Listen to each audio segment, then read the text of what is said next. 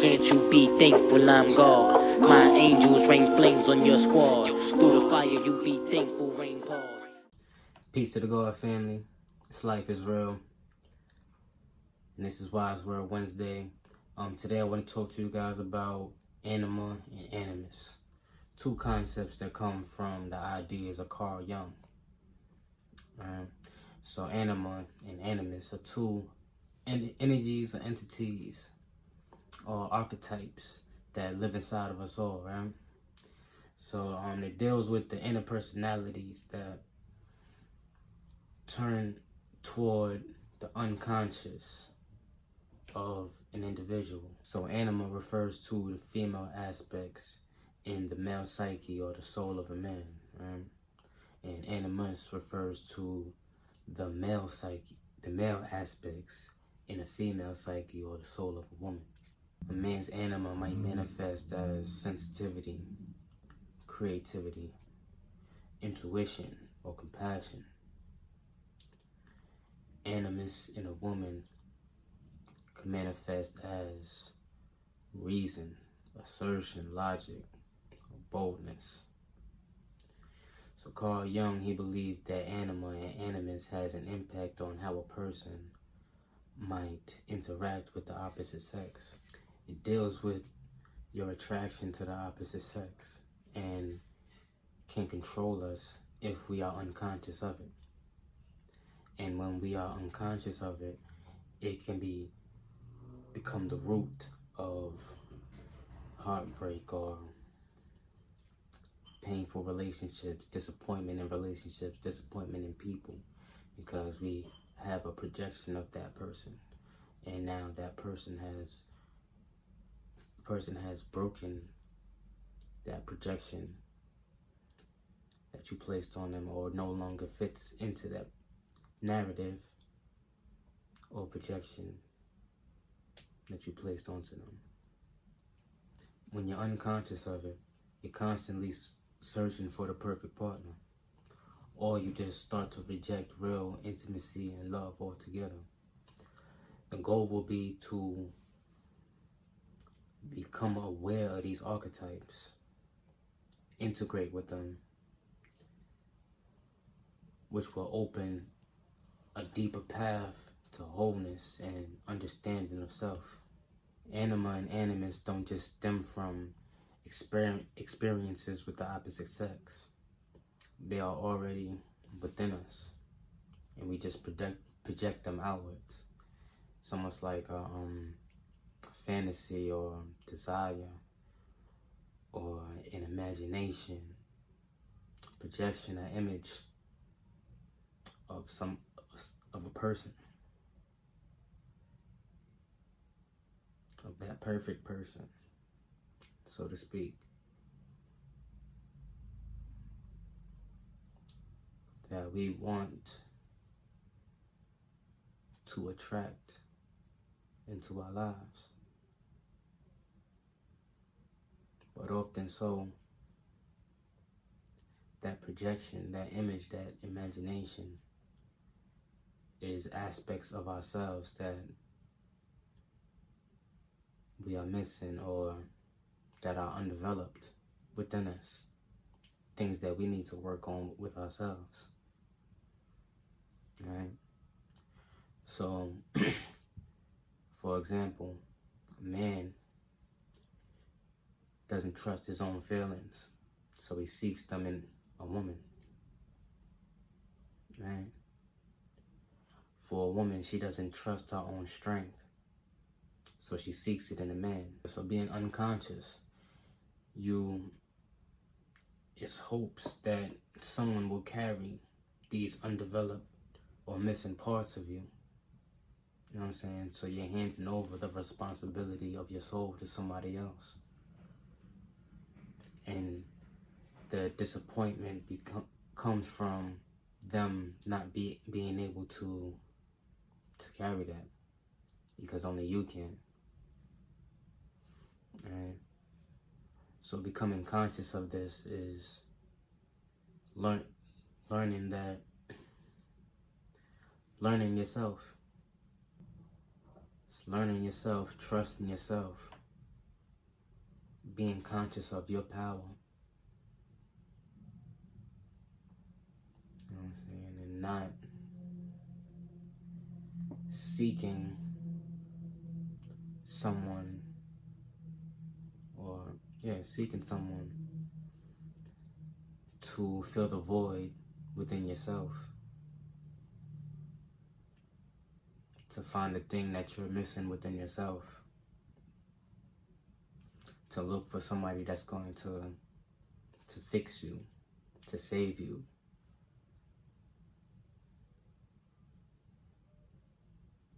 You know, it's about understanding that you're here to save yourself. Will it be nice for somebody to accompany you, to help guide you and aid you on this process, on this road? Yes. But it's not up to them to fix you. It's not up to them to fill that void. You have to become conscious of the things that you're missing. And a lot of times we are conscious of these things. We just don't want to put in the work that we need to fix it. You know? Or we feel like we don't need to put in the work because society says that the man is going to do it. Society says, no, the woman needs to do that part. Forgetting about duality, and men and women have both feminine and masculine natures. And it's not about just leading with one form or source of energy, not moving off of just one frequency. It's finding the balance between both. And like I said, integrating them and becoming one with the two energies. They say when you're unconscious or unaware of your anima or animus, a love attraction or a relationship can start with adoration. Then from adoration it goes to idolization. And from idolization it goes to disappointment. Alright? You adore somebody because you believe that they're in alignment with your projection of them. You know what I'm saying? So they're everything that you've dreamed them to be. For a woman, this man is courageous. He's charismatic. You know what I'm saying? He opens doors for you. He compliments you all the time. And this leads to you idolizing that man, right? Then you start to develop disappointment for that man because he's not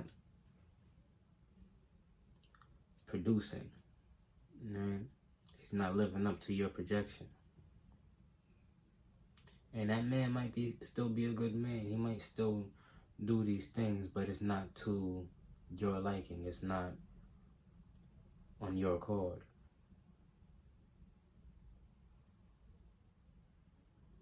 Right?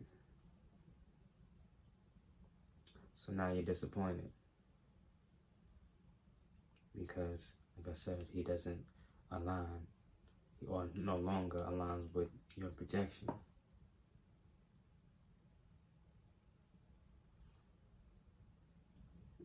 Right?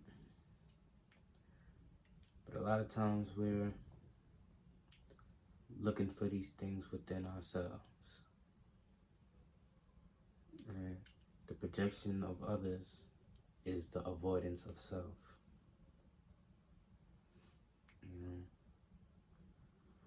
So a lot of times a woman might have an obsessive need for these things. And not saying that wanting these things is a bad thing. No, a man should be doing these things. But it becomes an excessive need when one day might pass and one of those things doesn't get done.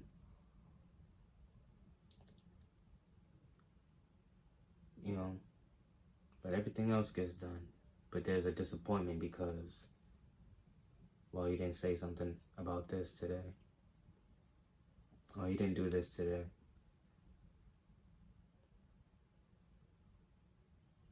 Sometimes the things that we're looking for others to do is the things that we need to do for ourselves. And the same goes for a man. One might be looking for that nurturing woman, that caring woman, that healer, the lover, right? Sometimes these are things that we are missing within ourselves, forgetting to embrace our feminine nature.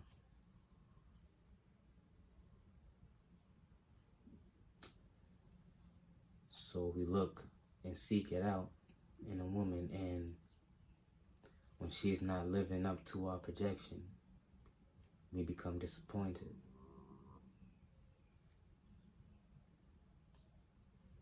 But instead of being disappointed, you should take that time to actually see that person for who they are.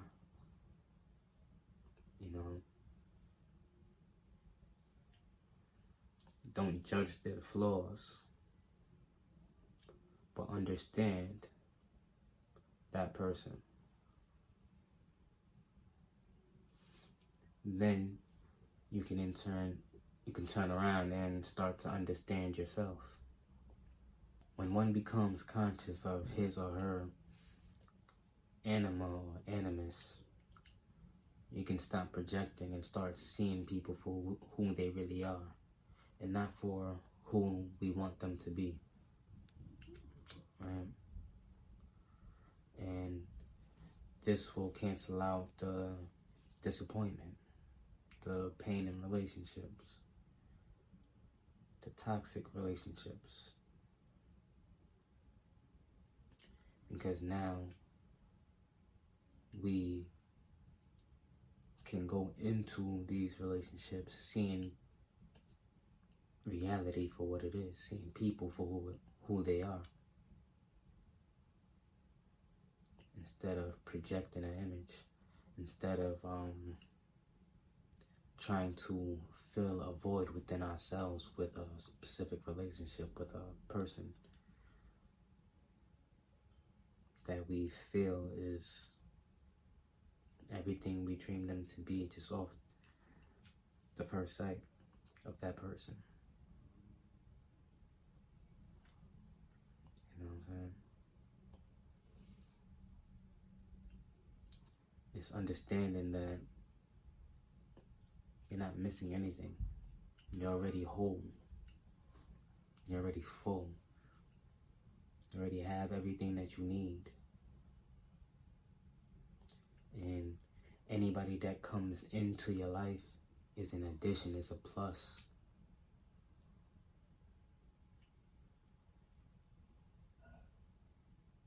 You know what I'm saying? There's always, yes, give gratitude for that, for having, and being able to share an experience with somebody. But it's not about projecting. It's about understanding that person for who they are. And then you can in turn understand yourself once again. So when you become conscious of these things, of Anima and Animus, you have to integrate with it again. And for a man, this is learning to connect with your emotions, to trust to trust your intuition, to trust your feelings, right? Knowing it's okay to be vulnerable, right? Being more, showing more empathy and connecting more to the unconscious.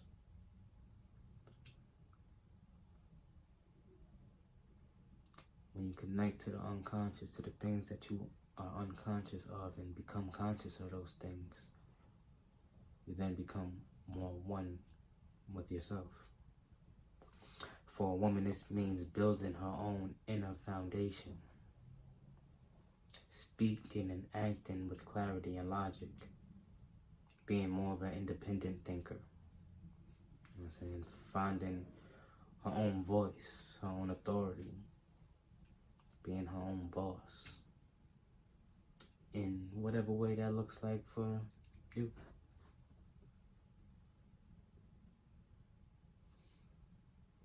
So all in all, animus and anima, energies, entities, archetypes, whatever you want to call it, is beings that live inside of us, energies that live inside of us. It's a frequency that live inside of us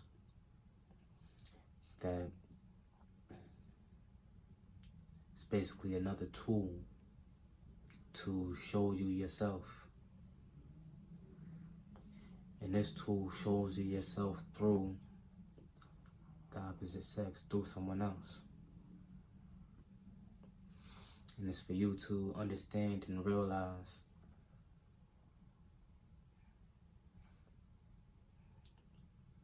what you're seeing. Is it a projection, or is this reality?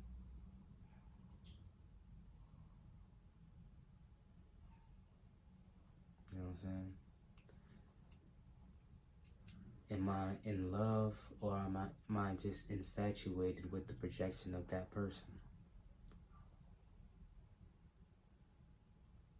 It's learning how to decipher the two.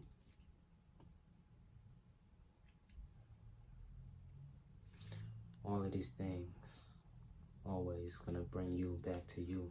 It's just, excuse me, coming to the understanding and being conscious of it. Leave you with that. Peace. Drop a comment if you resonate. Leave your thoughts, feelings, emotions about it. If y'all got more information about it that y'all want to share, feel free to drop a comment. Also, make sure y'all like and subscribe. Share this with a friend. Sure y'all come back around for the next Wise Word Wednesday. Much love. Another 3 a.m. night and I'm up work. Worst star, heat up the beam, my blunt burn.